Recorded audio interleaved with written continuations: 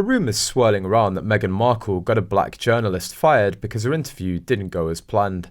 August the 29th, Meghan Markle is the cover story for New York magazine's The Cut, a cover story written by Allison P. Davis. The author of The Cut interview wrote in flowery prose, knowing Meghan would love it. However, Allison P. Davis was actually mocking Meghan in the article. Once Meghan realised this, she lodged a complaint against Davis. The author says that Archie was wondering about their home in California. Does this confirm rumours that Archie isn't Meghan's son? Here's an excerpt from the interview. Archie Harrison Mountbatten Windsor, a lively 3-year-old with a shock of ginger curls identical to his father's, toddles into the room demanding Mama listen to his heartbeat with a wooden toy stethoscope. Deanna and Cora pointed out, Archie's hair is ginger, except it isn't, not in the reality show they did with Netflix. That Archie had black hair. Archie looks different.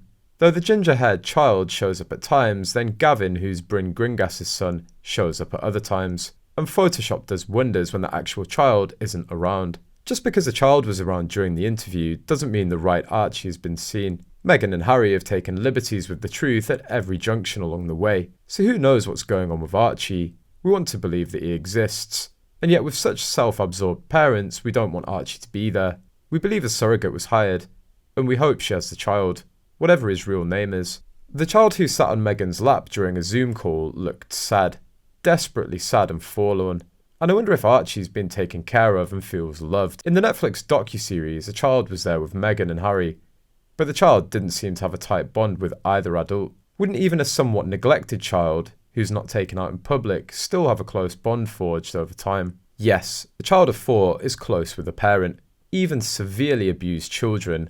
I'm not saying that I believe Archie is severely abused, rely on and love their parents. This child pictured and filmed didn't demonstrate such a bond, so no, this does nothing to establish the existence of Archie. A grandmother's death is sad, but leaving your 4-year-old child home alone with a lady who's a fraud, Doria, is plain scary and mean. A loving parent wants to be near their child, and Meghan or Harry never left to collect their child.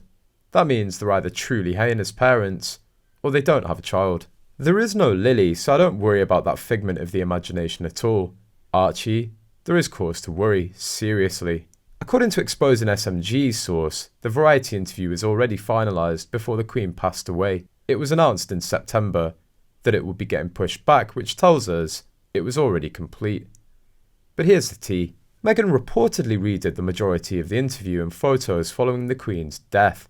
A source said, when the Queen passed away, she begged Variety to redo the whole photo shoot and edit her interview. Usually, when a celebrity has to postpone a project, such as a magazine spread, it's very rare for it to be redone, because that costs time and money. In the case of Meghan, the original Variety interview seemed to poke jabs at the royal family.